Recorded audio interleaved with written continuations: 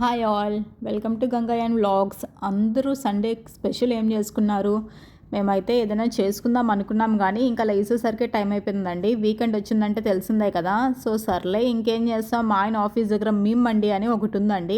ఇంకా అక్కడైతే అందరూ మండి బాగుంటుంది అని చెప్తూ ఉంటారు కదా. సర్లే మేము టేస్ట్ చేద్దాం అని చెప్పేసి వెళ్ళి తెచ్చుకున్నాము.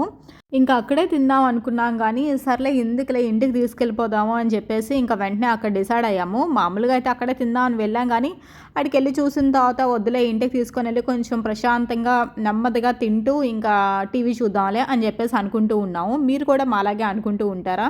బయటకన్నా ఇంట్లోనే తెచ్చుకొని తింటే బాగుంటుంది కదా, ఆ ఫీలే కొంచెం వేరుగా ఉంటుంది, ప్రశాంతంగా ఉంటుంది అని చెప్పేసి సరే మేము ఇంకా తీసుకున్నాము. 30 to 80 తీసుకున్నారు దీనికైతే. చికెన్ మండి చెప్పుకున్నామండి మేమైతే.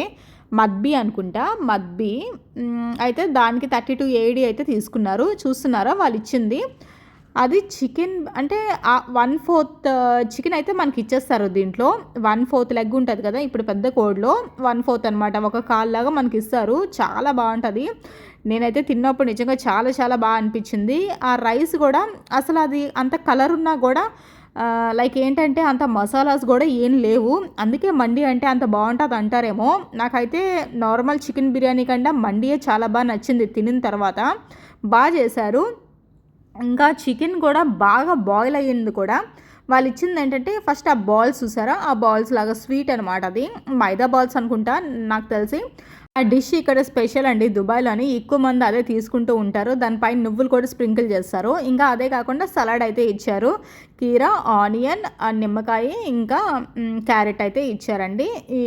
దీని తర్వాత ఇంకా టమాటో అనుకుంటా, అంటే మన పక్క గ్రేవీ ఇస్తారు కదా, ఇక్కడ గ్రేవీ అయితే ఇవ్వరు. ఆ టమాటో చూసారా, ఆ ఫుల్గా టమాటో ఒక పేస్ట్ లాగా అనిపిస్తుంది. అది పచ్చిగానే అనిపిస్తుంది ఆ టమాటో. అది ఎలా తింటారు ఇక్కడ వాళ్ళు నాకు అర్థం కాదు. ఇది సూప్ అంటారండి, ఇది సూప్ అంట.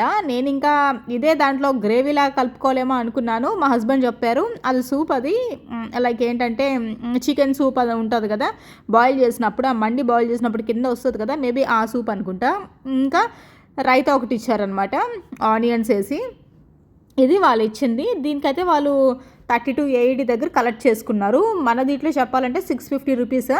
కానీ టేస్ట్ అయితే బాగుందండి నిజంగా. మండి మీరు ఎప్పుడైనా ఎక్కడైనా మీకు దొరికినట్టయితే మండియే ప్రిఫర్ చేయండి. మసాలాస్ ఒకవేళ ఎక్కువ మీకు వద్దనుకుంటే అప్పుడు మండి ప్రిఫర్ చేసుకోండి. మామూలుగా అయితే చికెన్ బిర్యానీ అలా తినొచ్చు. నేనైతే ఎక్కువ మసాలాస్ అవి ఎక్కువ ప్రిఫర్ చేయను, అందుకే మండి అయితే నాకు బాగా నచ్చింది. మా హస్బెండ్కి అయితే ఇవి నచ్చాయంట.